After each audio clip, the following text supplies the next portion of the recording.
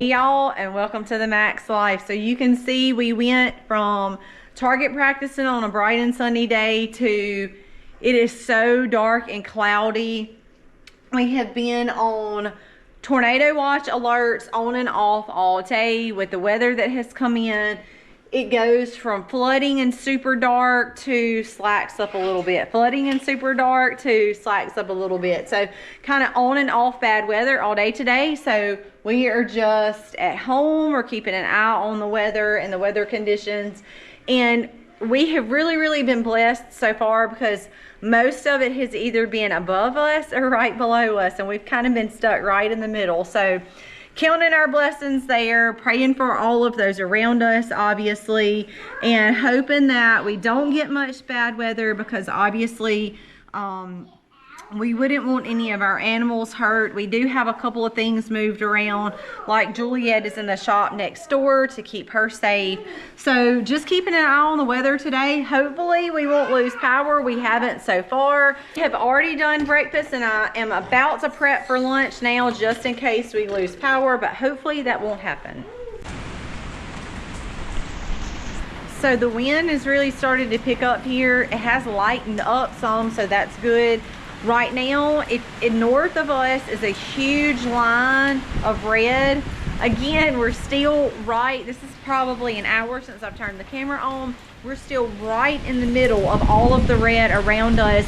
We do have another piece that is to the side of us that's going to be making its way towards us in just a little while. So we're just kind of keeping an eye on the weather. Like I said today, obviously there's not going to be much outside work to do today. We have stayed kind of in the middle of everything south of us in Louisiana, and then it's kind of been an hour north of us and up, so we've kind of like been in the middle. But I do know that we have some lines coming, and as you can see, the wind is really starting to pick up here.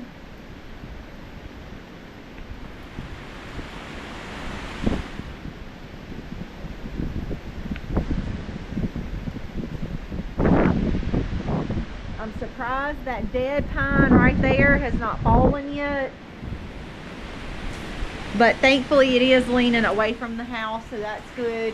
We don't have any, we do have some big trees, none that are close enough to the house. It would just be the tops that would get our house. So we're thankful. We tried to keep most of the big trees far enough away from the house where the main part of the tree wouldn't fall like directly into the house. We would of course have some damage, but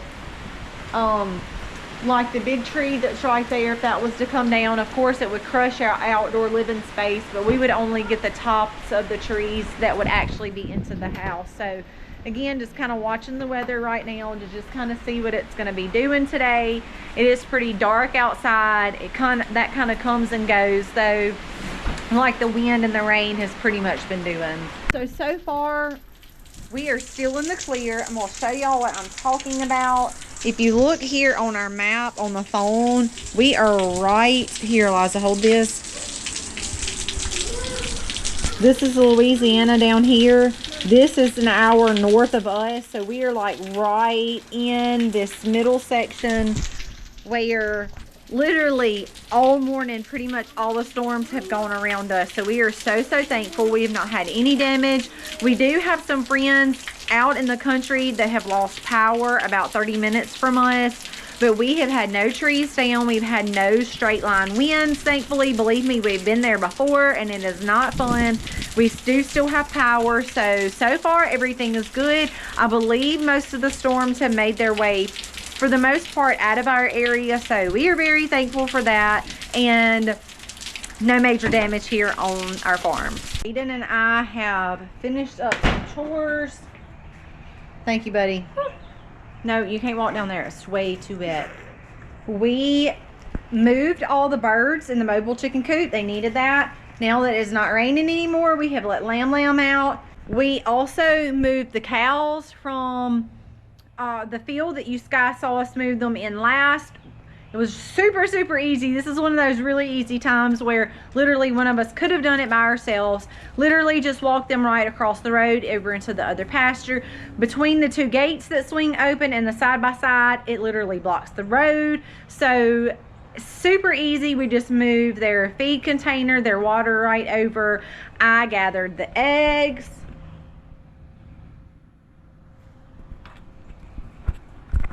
Which was a whole lot of eggs. And I also did something that I don't do a whole lot of. This is an English lavender. It smells really good too. I bought this from the American Plant Exchange because after doing some research, the English lavender variety does really well in our area, and mine usually only lasts for a season. So fingers crossed that I'm gonna make this a perennial and not an annual. We'll see. I don't know how it's gonna go. I did pay $23 for this plant, so I am hoping that I am very successful with it. Also, it is so nice and wonderful that I don't have to water anything. In the back today, you can see my kitchen garden has really kicked off back here, and lots of stuff is growing. Even over on the other side where the blueberries are, lots of stuff growing over there as well. Lots of stuff got transplanted yesterday. A couple of the things that I decided to do in these beds, in these pots right here. This is feverfew that I transplanted from my mother plant, and some volunteer zinnias that I found in the yard. So being able to put some free flowers around the pool, good for the bees. So just all around really pleased with that. But I do need to pop my head in the greenhouse and check it in here. Even though I was in here most of the day yesterday, just to kind of glance around. I always come in here at least once a day, at least every other day. I try to once a day just to see what needs watered, what needs to be gathered, what needs to be transplanted. I've got a couple of different things in here.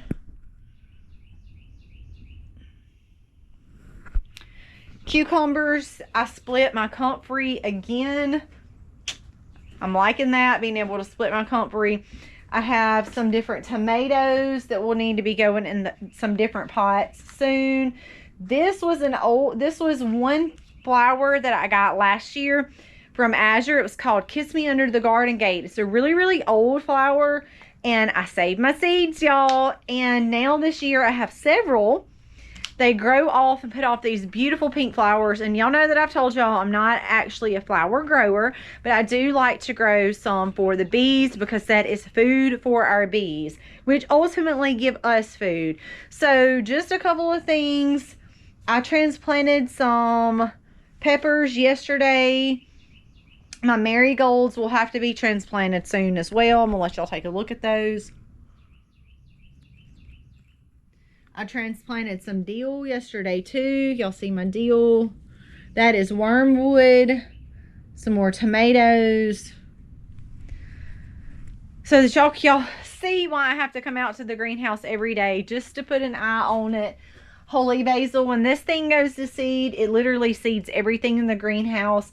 My squash that I started, actually from the squash that I found, and I've told y'all before, I don't know what variety it is or if it's cross-pollinated, but it also had tons of holy basil beside it, which is a good thing because it is very fragrant. And vine borers, I have battled really hard. But vine borers do not like fragrant smells, and this is one of the most fragrant mints that I grow. So fingers crossed there. They planted themselves all around the base of my squash, so hoping that that's going to hold up and be good. So as you can see, stuff is already growing off in the greenhouse, looking absolutely amazing. So I'm going to shimmy my way on out of here because everything looks okay. I don't see anything that is in dire need of water, and it is not going to be that hot today. It's actually still gloomy and just a dreary day, which is okay because when it gets really hot in there, I have to really watch that heat in my greenhouse. You'll see the potatoes made a huge bounce back from the frost that come when we were dealing with 32 degrees right before we left to go to Oklahoma. Kale still looks amazing. There's one that has gone to seed, but we're just gonna leave this right now because we can still eat off of that. Here is the arugula that I left. The rest of that bed has been cleaned out. I did transplant a fig with some mint beside it, if y'all see that mint. And that is my hope. Cicadas come up out of the ground. My hope is I have gone around to all of my baby trees that are 4 years and under, because that's what I've read, that the cicadas will not bother those trees or the roots. Hopefully, because I have garlics and mints by all of those things. Here is another one of my garlic beds out here. This bed has also been all cleaned up. You guys saw this full of broccoli. We have transplanted some sweet potatoes in there, and it's really not time to put those in quite yet. But as it really heats up, those are going to kick off growing like crazy. And over in the high tunnel, which is where I'm going right now, lots and lots of work has been done in here. I will tell y'all that if you see this discoloration in the soil right here,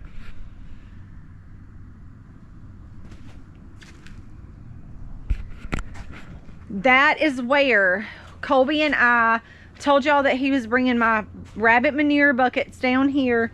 So we brought those down here. I watered those down. I have transplanted that manure into all of my soil. Some of it I was able to work in, like this part right here. You can still see it down there. But in the asparagus beds that are right there, I was going by each asparagus plant and digging a hole and putting a handful of it beside it and covering it back up. That was my last bed, and by the time I got to that bed, I was like, okay, I'm just gonna dump it in, y'all. I'm just gonna dump it in. Everything else I have worked on over the past couple of days, trying to get stuff in the ground. So as you can see already out here in some of this, I have the squash that I found that was probably cross-pollinated, like I told y'all. I don't know, I just wanted to. I found the squash, I picked it up, I put the squash, I could see the seeds inside of the squash was fine. Put it in some dirt and it started sprouting. So I took up all of those squash and I have been babying those.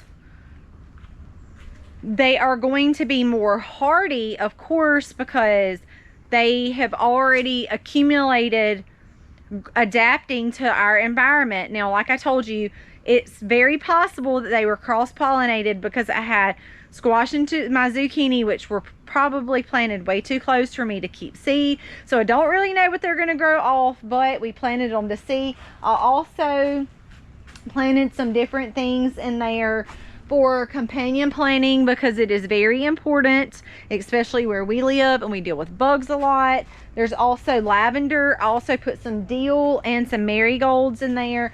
And then I have peppers directly on the other side, which we don't have a lot of pests that come to peppers.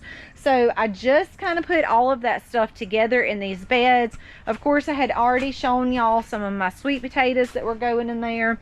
But those are not going to really kick off until the weather warms on up, and it's not quite warm enough. It really wants those 80 to 85, 90 days, and we just haven't had those quite yet. These, of course, are the series of raised beds that y'all have saw us work on since last year. Everything is beginning to really kick off and grow. My strawberries are really starting to kick off and thrive. I have lettuce that has self-seeded in between those, so we're just letting them go right now. I come out here and pick fresh lettuce, of course, when we want salads.